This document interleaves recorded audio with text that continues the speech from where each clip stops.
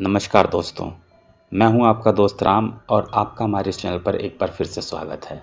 दोस्तों, आज की जो कहानी मैं आप लोग के लिए लेकर आया हूं वो एक तंत्र विद्या पर है कि कैसे एक पिता ने अपने बेटे की मौत का बदला लिया, वो भी तंत्र विद्या से। तो दोस्तों, वीडियो अगर अच्छा लगे तो वीडियो को लाइक करें और अगर चैनल पर नए हो तो चैनल को सब्सक्राइब करें ताकि हमें और भी वीडियो बनाने का हौसला मिल सके। तो कहानी को शुरू करते हैं अब। ये किस्सा एक अंजनी नाम के लड़के का है जिससे मेरी कभी भी नहीं बनी। यहाँ तक कि मैं उसे देखना भी पसंद नहीं करता था। वह लड़का बहुत ही ज़्यादा बदमाश किस्म का था। उसका काम ही लड़ाई करना और दूसरों के लिए मुसीबत खड़ी करना था। लेकिन यही कारनामे उसके लिए बहुत ही ज़्यादा भारी पड़े और उसकी स्थिति पागलों जैसी हो गई और उसका मानसिक संतुलन बिगड़ गया और बेवक्त ही वह इस संसार से चला गया। अब यहाँ से किस्सा शुरू होता है। दोस्तों, मारपीट करना और अपनी दादागिरी से दूसरे को धमकाना उसकी शान थी। एक बार वह किसी के बुलाने पर किसी गैंग के लड़के की मरम्मत पिटाई करने गया। उसने उस लड़के को मार मार कर अधमरा कर दिया और वहाँ से भाग गया। उसके मुंह से खून और सिर से खून बह रहा था। वह ऐसी जगह पर घायल था जहाँ हाईवे का जंगल पड़ता था और वहाँ इक्का दुक्का गाड़ियाँ निकलने पर ही आवाज़ होती थी, बाकी सुनसान ही रहता था। किस्मत से वहाँ एक भैंस चराने वाला मवेशी गुजर रहा था।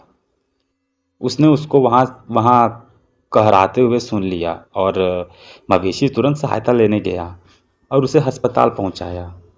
उसका बहुत खून बह चुका था और बदकिस्मती से उसका blood blood group O positive था।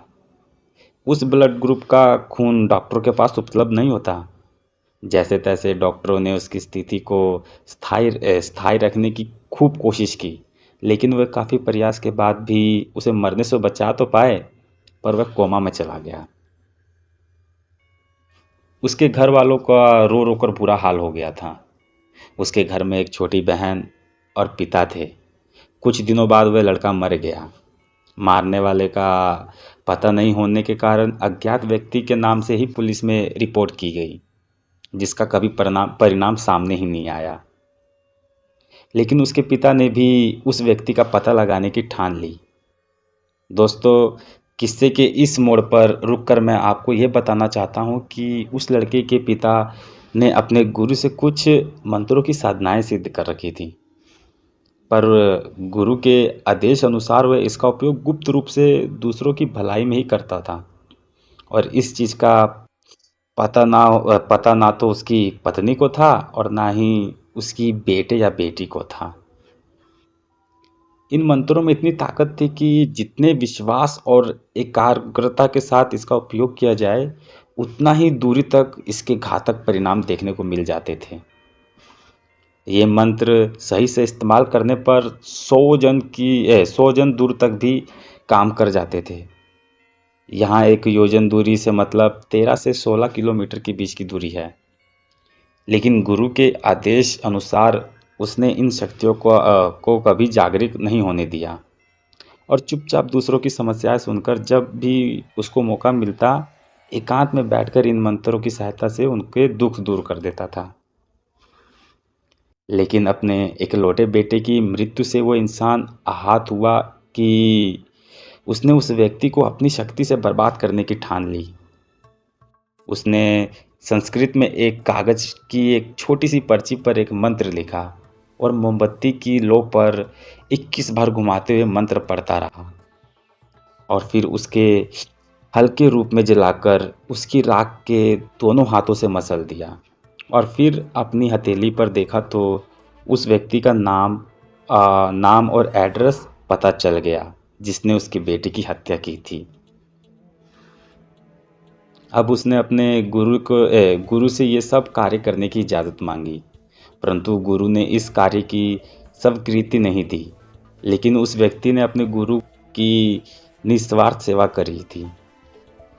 उसके इकलौते पुत्र के अलावा अब उसकी जीवन में कुछ भी नहीं बचा था और वह उसको दंड देना चाहता था। उसने अपने गुरु से सेवा के बदले कभी कुछ नहीं मांगा, बस यही एक इच्छा जाहिर करी। तब कहीं जाकर उन्होंने इस कार्य की स्वीकृति दी परंतु उसके गुरु ने साथ में ये भी कहा कि ये शक्तियाँ मानव कल्याण के लिए हैं। दुरुपयोग होने पर तुम्हारी मृत्यु भी हो सकती है, क्योंकि जिस व्यक्ति पर तुम इसका प्रयोग करोगे अगर वो इस दुनिया में नहीं है तो यही मंत्र तुम्हारे पास ही लौट कर आएंगे। फिर तुम्हारी मृत्यु को तो मैं तो क्या, कोई भी नहीं टाल पाएगा। उस व्यक्ति ने गुरु की बात सहर्ष स्वीकार कर लिया और मंत्र का प्रयोग कर दिया। ऐसा करते ही उस लड़के के उर्फ यानी कि जो उस लड़का जो अंजनी के मुख से खून निकलने लगा, मुंह से झाग आने लग गए और वह इधर उधर पलटी खाने लगा। उसे अस्पताल ले गए। बड़ी मुश्किल से स्थिति पर डॉक्टरों ने उस पर काबू पाया, लेकिन ये तो केवल शुरुआत थी। इस मंत्र को 7 दिनों तक करना होता है। जैसे जैसे मंत्र के दिन बढ़ते हैं वैसे वैसे ही व्यक्ति काल के मुंह में चला जाता है और उसकी मानसिक स्थिति बिगड़ती गई और वह पागल हो गया। कभी वह दूसरों को मारने दौड़ता तो कभी कभार दीवारों से अपना ही सिर टकराता और आखिर में मंत्र का 7वां दिन भी समाप्त होने को आया। तब करीब शाम के समय ही ये घटना है, जब इसी तरह ये पागलों जैसी हरकतें कर रहा था और अपनी माँ की तरफ बढ़ रहा था। तभी वह अचानक से ही अपने आप में ही ज़मीन से 3-4 इंच ऊपर उठा और दाएं से बाएं तरफ 3 बार गोल गोल घुमा और उसकी गर्दन झटके से बाएं तरफ मुड़ गई। ऐसा लगा जैसे उसकी गर्दन किसी ने चटका दी हो। ये सब बात सुनकर लोगों को ऐसा माना था कि किसी ने इसके ऊपर काला जादू या फिर मुठ फेरने का प्रयोग किया है, जिससे इसकी ये स्थिति हो गई है।